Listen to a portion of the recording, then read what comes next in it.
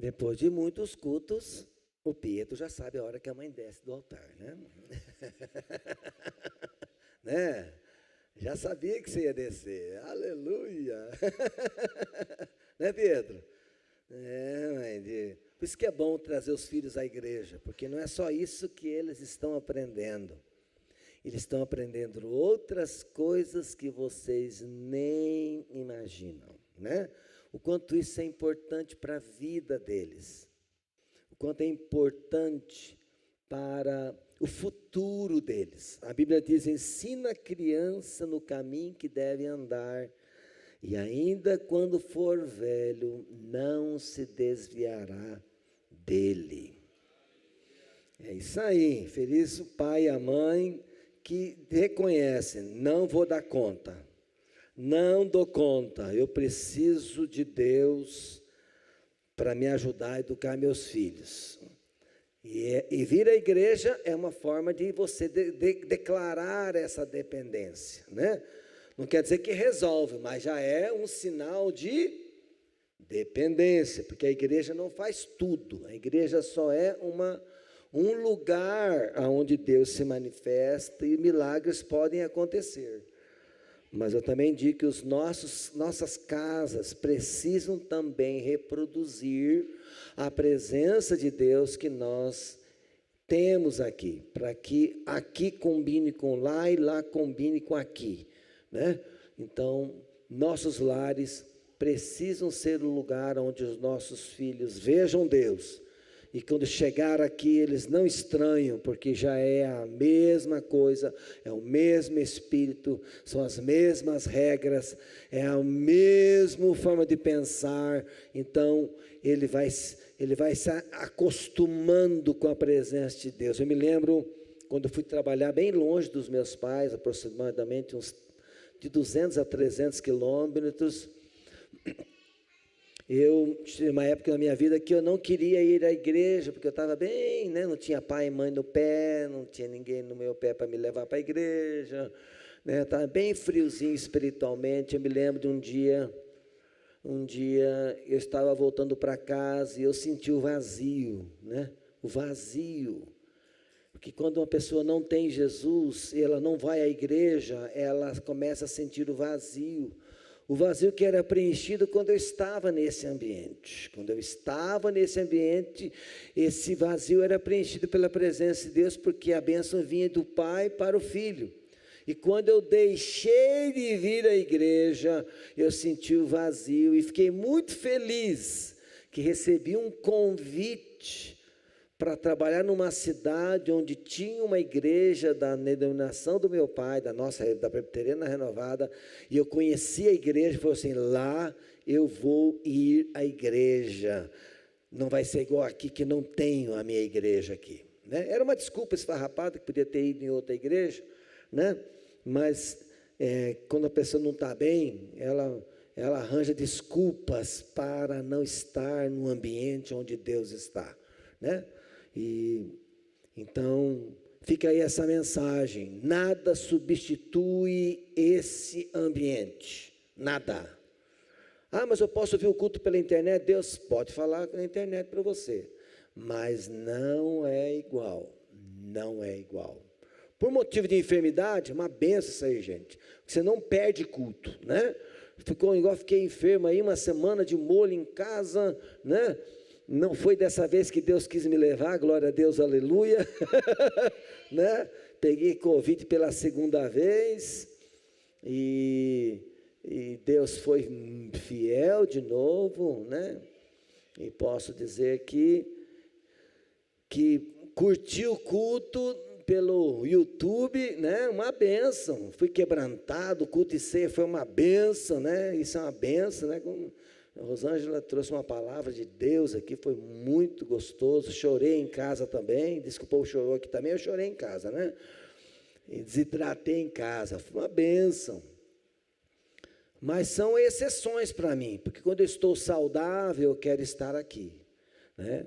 E não é só porque eu prego, porque eu sou pastor, não. Deus conhece meu coração e sabe quando eu vivia no mundo secular. Rosângela é minha testemunha. Eu não perdia culto por nada. E não era um culto por semana, não. Eram 2 cultos por semana, né? Era terça, quinta, sábado e domingo de manhã e à noite. 5 reuniões por semana. 5 reuniões por semana. E eu estava em todas. Estava em todas. Não perdia uma, né? E só quando surgia uma situação muito séria no trabalho, que eu não pudesse ir, mas caso contrário, eu estava lá, na guerra, lutando ao lado do meu pastor, honrando o Senhor com o melhor que eu podia dar. Então fica aí um testemunho para você estar consciente que Deus se manifesta nesse lugar simples aqui, mas é aqui que Deus se manifesta. Vamos lá, abra sua Bíblia em 2 Crônicas, capítulo 7. Eu estou na minha leitura diária no livro de Crônicas. O livro de Crônicas é um livro interessante de se ler. Eu vou falar um pouco sobre ele hoje. E existem algumas considerações, né, a respeito do porquê que esse livro foi escrito, né? Bom, mas pastor, é bem semelhante ao livro dos reis, o que ele tem de diferente, né? Então, eu vou ler aqui com vocês, depois a gente vai falar um pouco sobre isso. Vamos lá. 2 Crônicas, capítulo 7, a partir do verso 11, isso mesmo, do 11 até o final do capítulo. Nós vamos ler, é um texto pequeno, mas vamos ler. Assim Salomão acabou de construir a casa do Senhor e o palácio real. Tudo que Salomão tinha planejado fazer na casa do Senhor e no seu palácio, ele efetuou com sucesso. De noite o Senhor apareceu a Salomão e lhe disse: ouvi a sua oração e escolhi para mim este lugar, para a casa do sacrifício. Se eu fechar o céu de modo que não haja chuva, ou se ordenar os gafanhotos que consumam a terra, ou se enviar a peste entre o meu povo, e se o meu povo, que se chama pelo meu nome, se humilhar, orar, me buscar e se converter de seus maus caminhos, eu ouvirei dos céus, perdoarei seus pecados e sararei a sua terra. Os meus olhos estarão abertos, os meus ouvidos estarão atentos à oração que se fizer neste lugar, porque escolhi e santifiquei este templo, para que nele esteja o meu nome para sempre. Os meus olhos e o meu coração estarão ali todos os dias. Se você andar diante de mim, como fez o seu pai Davi, fazendo tudo quanto eu lhe ordenei, guardando os meus estatutos e meus juízos, também confirmarei o trono do seu reino, segundo a aliança que fiz com Davi, seu pai, dizendo: nunca lhe faltará sucessor que lhe governe a Israel. Porém, se vocês se afastarem de mim e abandonarem os meus estatutos e os meus mandamentos, que eu lhes prescrevi, e se servirem outros deuses e os adorarem, então os arrancarei da minha terra que lhes dei, e lançarei para longe da minha presença este templo, que santifiquei a meu nome, e tornarei o templo em motivo de provérbio e de escárnio entre os povos. E todo aquele que passar por este templo agora tão exaltado, ficará espantado e perguntará: por que o Senhor fez isso com esta terra e com este templo? E a resposta será: porque deixaram o Senhor, o Deus de seus pais, que os tirou da terra do Egito, e se apegaram a outros deuses, e os adoraram e os serviram. Por isso ele trouxe sobre eles todo este mal. Pai, tua palavra é maravilhosa, poderosa, gloriosa, e nós queremos te engrandecer, ó Deus, por esta oportunidade de falar a respeito do Senhor, das suas palavras, das grandezas do Senhor, mas também, ó Deus, estar aqui ó Deus, consciente de que o Senhor tem uma palavra ao nosso coração. Deus, edifica, ó Deus, a nossa vida, o nosso coração, e faz deste momento um momento especial para refletirmos nossas vidas e meditarmos nossos corações. Pai, em nome de Jesus, nós oramos. Amém. Aleluia. Aleluia.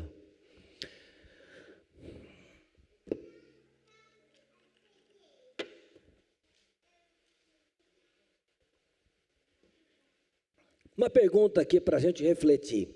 A quem Deus concede o seu favor? A quem Deus dá uma nova oportunidade? Deus, Ele é oportuno só para o perdido, ou Ele dá oportunidade também para os que já o conhecem? Deus dá novas oportunidades para os que andam com Ele, sim ou não? Amém. Deus não ama só aquele que ainda não o conhece, Deus ama aqueles que já o conheceram também, ok? Irmãos, Deus revela na sua palavra, Deus se revela, Deus manifesta o seu caráter, e o seu amor, a sua misericórdia e também o seu juízo, né? A sua justa maneira de ser, né? E é interessante, irmãos, que quando você lê a Bíblia, eu fico assim assustado com Deus. Não sei se você fica, mas eu fico, né? Não sei se você já ficou assim surpreendido com o amor de Deus, né? Por exemplo, você perdoaria, pare comigo agora, você perdoaria um homem que conhecia Deus e que conscientemente foi responsável por matar centenas de profetas do Senhor? Você perdoaria? Um homem cuja especialidade era matar profetas de Deus. Como você encararia isso? Era um cara que conhecia Deus, já entendia a respeito de Deus, e ele decide eliminar todos os profetas do Senhor da sua região. O que você acha? Você perdoaria um cara desse? Vamos mais longe. Você perdoaria um homem conhecedor do Deus de Israel e que decidiu oferecer seus filhos em holocausto a outro Deus, matar seus filhos em sacrifício a outro Deus? O que você acha de um cara desse? É fácil perdoar? Deus perdoaria?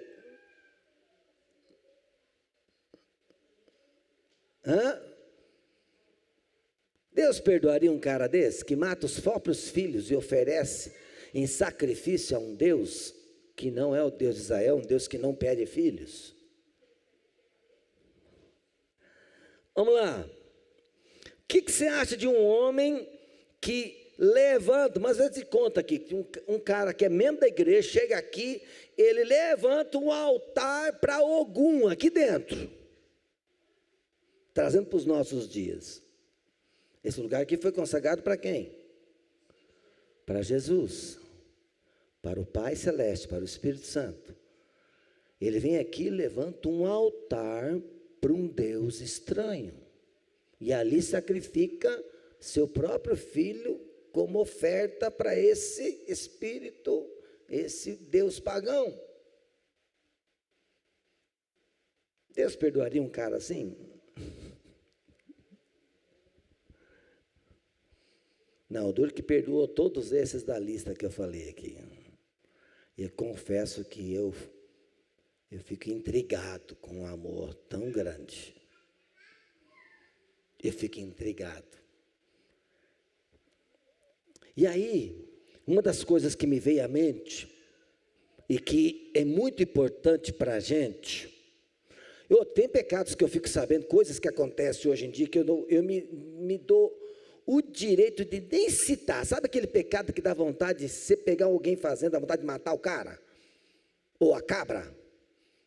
Nem vou citar porque não quero me dar o luxo, porque isso é obra do cão, não pode ser obra de Deus. É obra de um homem que não tem temor, nenhum senso de amor, de bondade, misericórdia, não tem nada nele. E você pega um cara desse, dá vontade de matar o cara, né? Exato.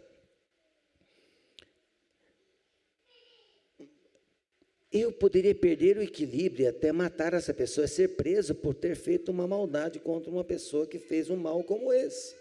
Existem coisas que mexem comigo ao ponto de eu falar assim, eu peço a Deus para que Deus nunca me coloque numa situação dessa. Peço a Deus, porque eu não sei o que iria acontecer. Eu poderia perder a cabeça.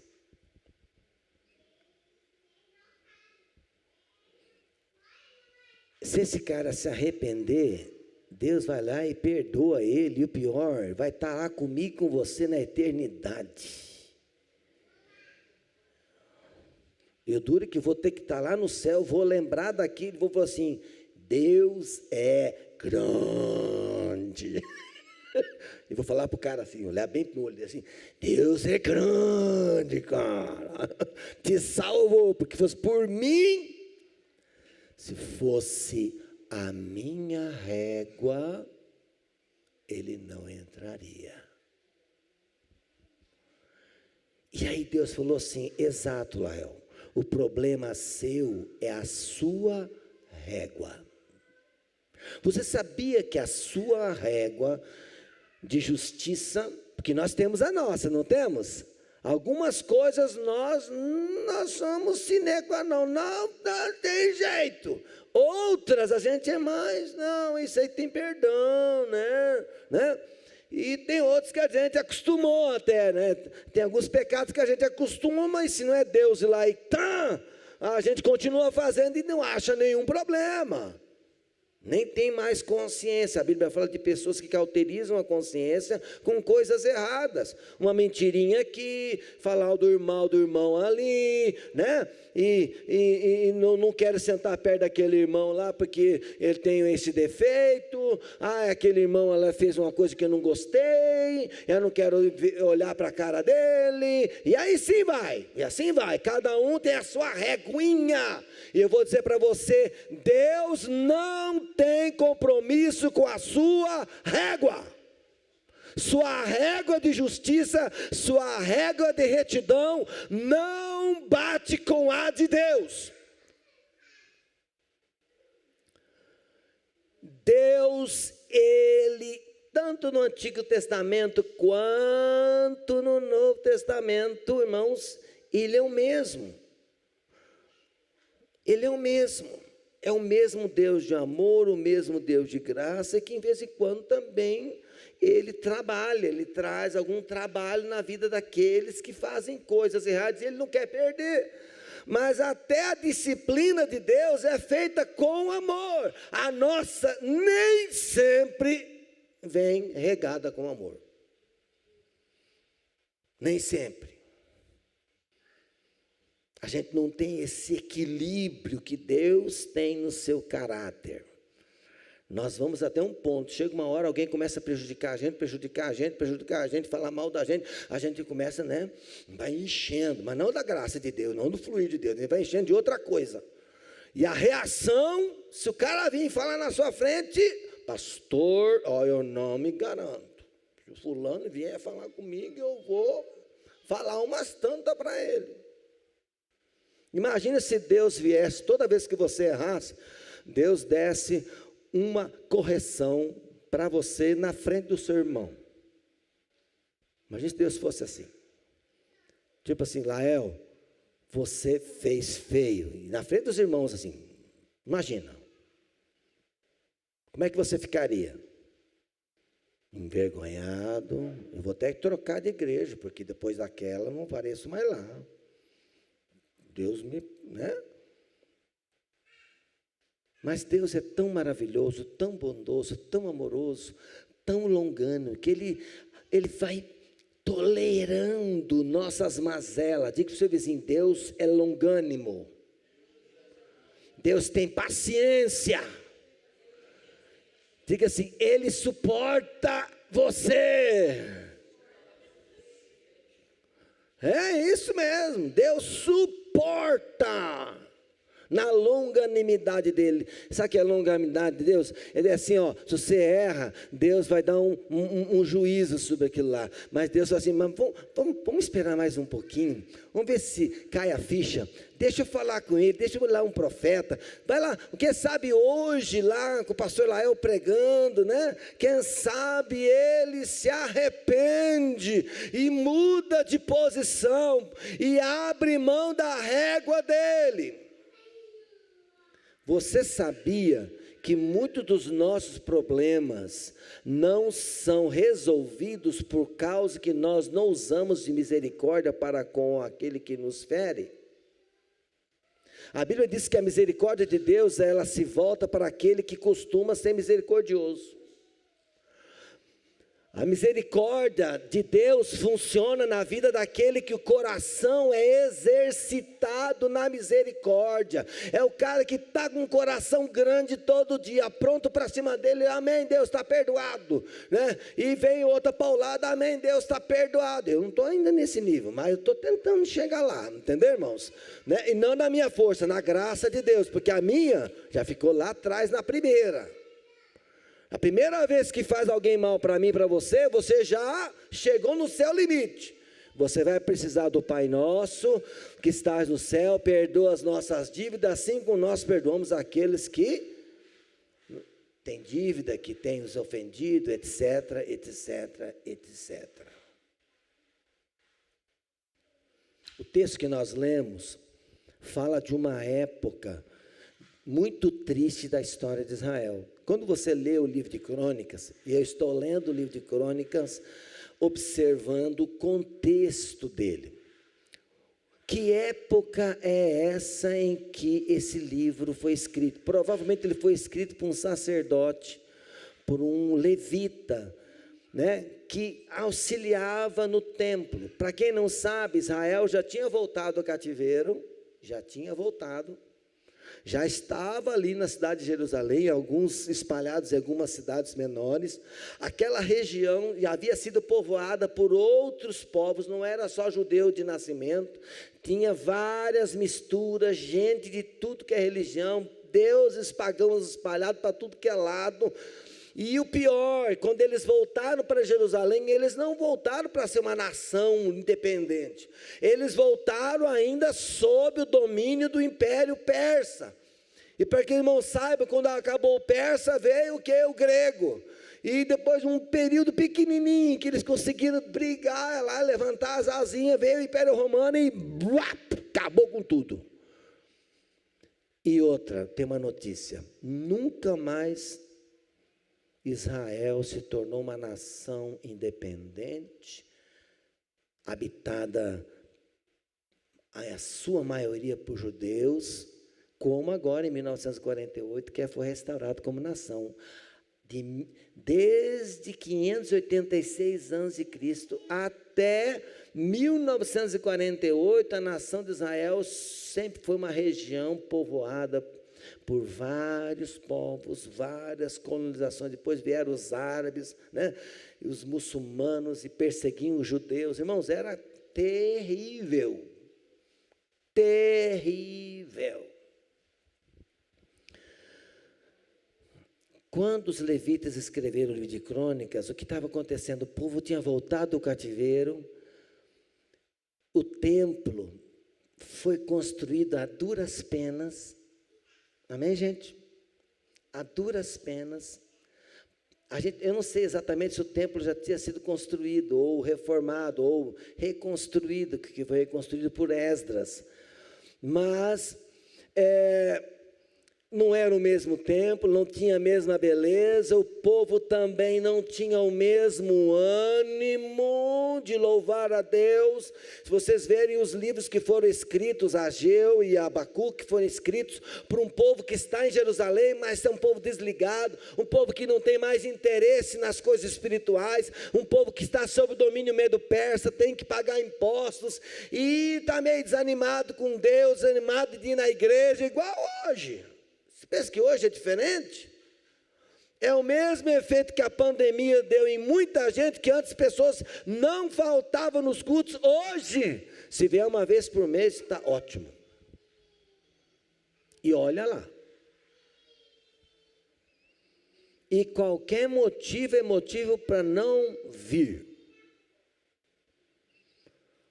O livro de Crônicas foi escrito na tentativa de resgatar o coração daqueles que estavam desanimados em andar com o Senhor, porque não eram mais uma nação, não era mais um reino independente, e porque agora a gente vai ter que lutar, vai ter que fazer. Então os sacerdotes e os levitas escreveram o livro de Crônicas para dizer: gente, nós vamos ficar por muito tempo ainda debaixo do jugo de outras nações, e se nós cremos que a eternidade que a vida não termina aqui, existe uma eternidade, nós precisamos nos manter firmes no Senhor. Porque eles já estavam entendendo que havia necessidade de buscar este Deus e de entender que, apesar de não serem uma nação independente, Deus estava agindo na vida daqueles que continuavam buscando, continuavam na sua presença.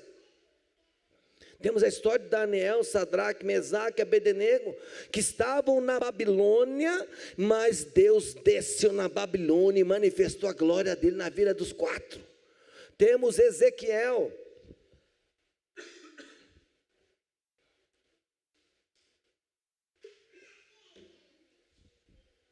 O profeta Ezequiel morou na Babilônia e profetizou, teve visões de Deus da Babilônia.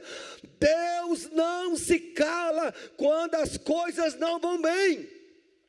Deus continua presente, glorioso, maravilhoso.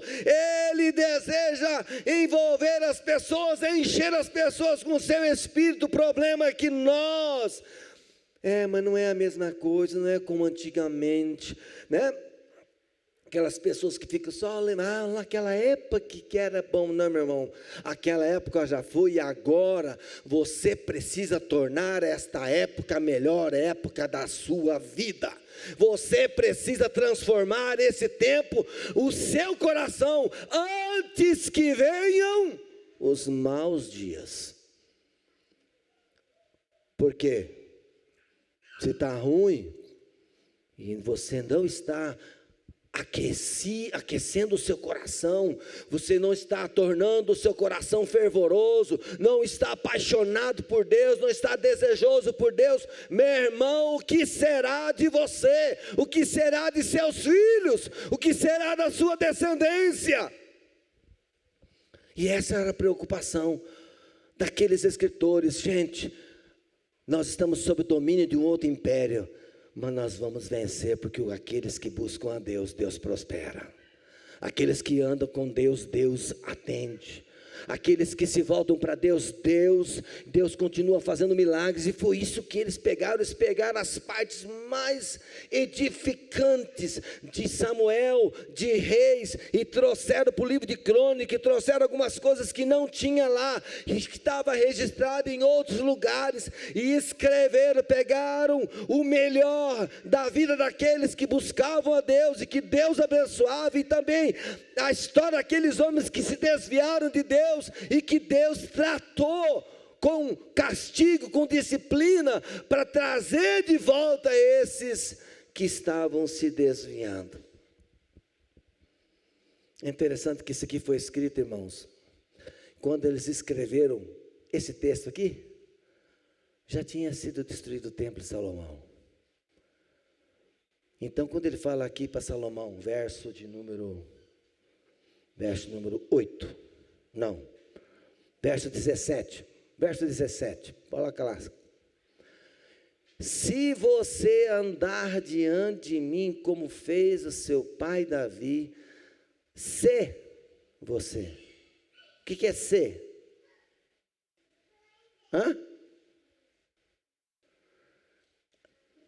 Deus promete, a promessa está condicionada à obediência. A promessa está condicionada ao compromisso de estar com o Senhor, de continuar com o Senhor, de andar com o Senhor.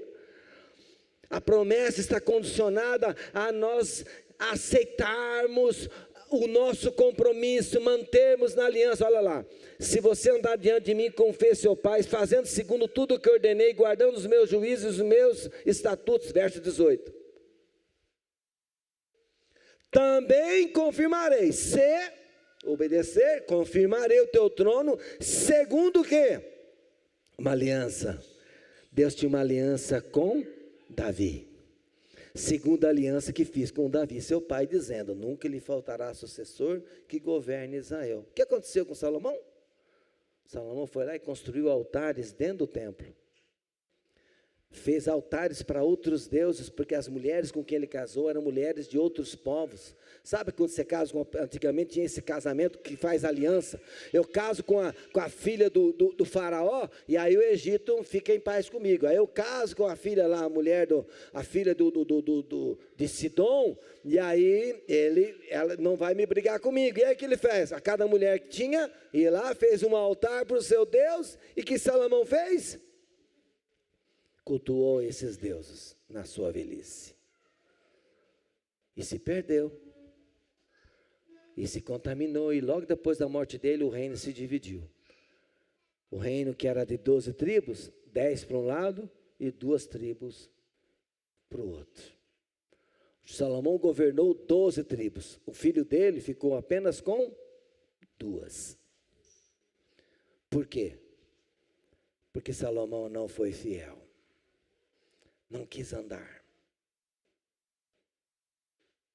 E os cronistas não ignoraram, não desprezaram a parte ruim. Eles contaram, todo pecado tem consequência.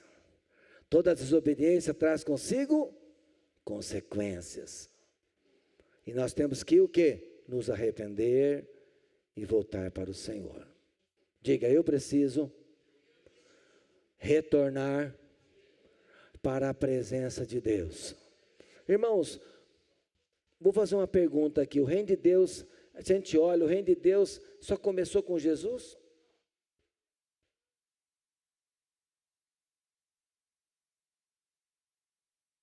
Irmãos, Deus cuidava de Israel. Como não vê Deus na vida de Davi? Como não vê Deus na vida de tantos homens profetas do Antigo Testamento? Deus estava presente. Deus estava fazendo maravilhas e fez milagres na vida de reis que buscavam o Senhor, né? Quem lê lá o de Crônica, e andou nos caminhos do Senhor, e depois surge uma, né? Estava lendo hoje, o rei, que rei é aquele, gente? Rei Asa, o rei Asa, né?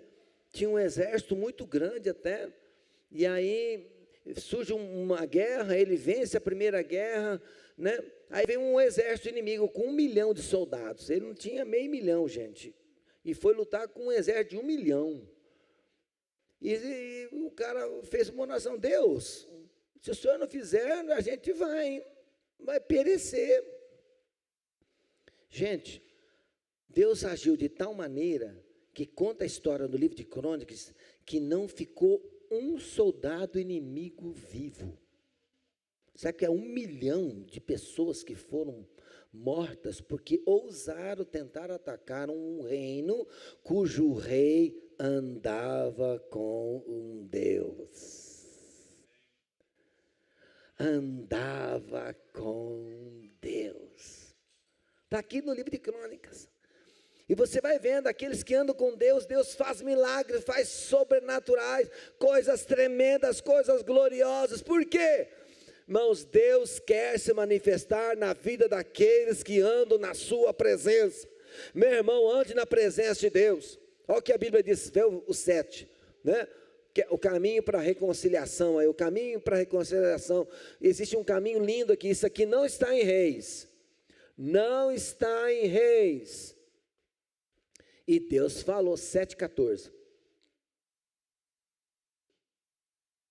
mas está em Crônicas, Deus tinha falado isso para Salomão, em algum lugar alguém registrou, mas não está no livro dos reis, uma parte está, uma outra parte não está, esse verso não está lá, e os cronistas resgataram esse ensinamento, esse aviso de Deus, que não está no livro dos reis, e que Deus falou para Salomão, se o meu povo que se chama pelo meu nome, se humilhar, orar, me buscar e se converter dos seus maus caminhos, eu ouvirei dos céus, perdoarei os seus pecados e sararei a sua terra. Irmãos, Deus em Cristo Jesus veio para implantar um reino. Onde está o reino de Deus? Diga assim, o reino está dentro de nós. Põe aqui, está aqui dentro. Está aqui dentro, meu irmão. O reino de Deus está aqui agora. O esquema do Antigo Testamento mudou? Não mudou muito. Sabe por que não mudou muito? Sabe por que não mudou muito do Antigo Testamento para o Novo? Só deu uma melhorada nele, sabe por quê? Porque Deus não mudou. Deus não mudou, o Deus do velho, era o Pai Celeste, amoroso, bondoso, misericordioso, está revelado aqui, ninguém pode falar assim, irmão, não, o Senhor não era tão bom como agora, não, é o mesmo Deus, é o mesmo, Ele não mudou. Nós, do século 21, queremos um Deus diferente, mas o Deus dos céus continua o mesmo, é um Deus de amor, é um Deus de graça, é um Deus de misericórdia, contudo, é um Deus que espera que nós andemos na sua presença. Coloca de novo o verso 17. Se você andar diante de mim, como fez o seu pai. Irmãos, Deus é o mesmo do Antigo Testamento e do Novo. Ele não abre mão de você. Deus não está falando aqui com Israel, está falando com Salomão. Salomão, se você andar diante de mim como seu pai, nossa, vai ser perfeito. Irmãos, Deus quer que você ande com Ele. No seu trabalho, lá na sua casa, lá na cozinha, na hora de limpar a casa, amém? Né? Não é? Lá tem um dia, em casa tem um dia da diarista, todo mundo via diarista lá, né? Cada um assume uma parte da diarista, né? E cada um faz o seu papel. Glória a Deus, né? Amém, gente? E aí estamos lá, um coloca uma música lá, outro coloca outra música que gosta aqui, e o Yohanan tem o estilo de música dele, eu tenho o meu, né, que é um pouquinho mais, um pouco antes, né? Né? E aí, Rosângela tem as músicas que ela gosta, as mensagens que ela gosta de ouvir, eu já gosto do outro que prega, né? E a gente vai enchendo a mente com as coisas de Deus. Irmãos, tem uma série, né? Eu vou colocar no grupo da igreja, uma série que fala sobre a história de Jesus, muito linda. E ela é de graça, ela não está nos canais aí de streaming, né? The Chosen, que conta a história de Jesus de uma forma muito linda. E eu consigo ver claramente um Deus que sempre se importou com o homem, sempre se importou com o necessitado, sempre se importou com aquele que precisa. Mas, irmãos, tudo começa quando eu e você, diga, eu preciso entender o meu papel para a minha geração. Gente, nós não podemos permitir que os dias passem e eu vou dizer, não, tá bom Deus, vou morar no céu, tá ótimo. O que você tem feito com aquilo que Deus tem derramado em sua vida? Hoje eu estou falando de um Deus que se você buscar, Ele vai te perdoar. Mas Ele te perdoa para quê? Para você estar bem ou para você continuar fazendo o que você precisa fazer, que é levar o Evangelho àqueles que ainda não conhecem? Não, Jesus não veio aqui para se agradar, Ele veio aqui para fazer a vontade do Pai. E nós precisamos imitá-lo, seguir os seus passos, fazer a nossa parte na nossa geração, levar o Evangelho a quem ainda não conhece, pregar Jesus para aqueles que ainda precisam ouvir. E tem muita gente sofrendo.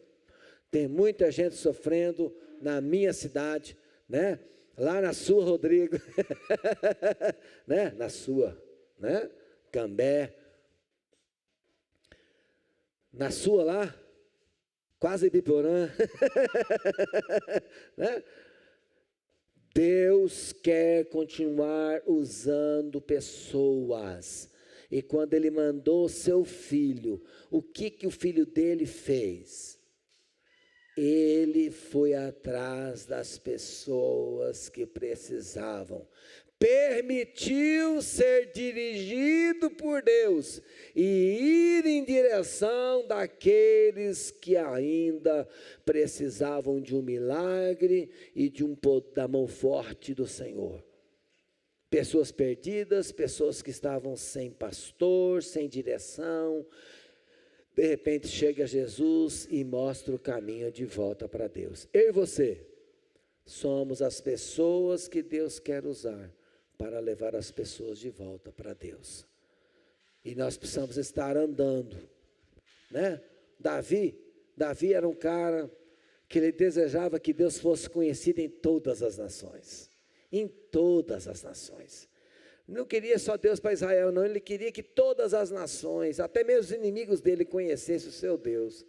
Porque se assim fosse, não haveria mais guerra, não haveria mais problemas, não haveria mais, né, interferência, né, não haveria mais brigas, discórdias. Não, eu preciso pegar a terra do fulano, eu preciso conquistar, pegar o trigo do vizinho, né? É isso que eles faziam, invadiam a terra para pegar as riquezas.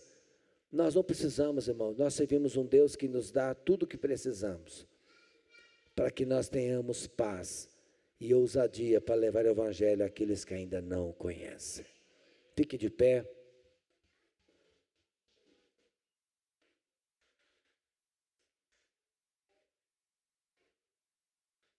Deus quer confirmar na tua vida o propósito que Ele tem. Deus quer confirmar, Deus quer selar, Deus quer encher, Deus quer que você fique tão cheio da graça e do Espírito dEle, de tal maneira que de repente você vai ser usado como instrumento para alcançar pessoas. E isso não é uma coisa só para mim, é uma coisa para todos que creem.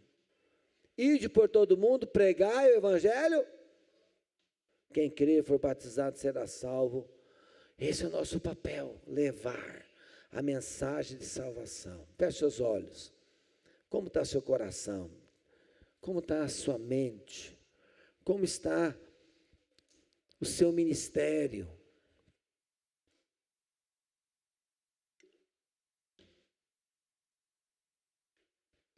Quantas pessoas que você encontrou esse ano para levar o Evangelho para ela? Quantas pessoas você teve um momento para compartilhar Jesus? Irmãos, mais um ano, já chegamos, já foram 6 meses, metade do ano. A quantas pessoas nós levamos o Evangelho, apresentamos o Evangelho, né? Eu digo para você, nós temos que ser cristãos fora dessas 4 paredes.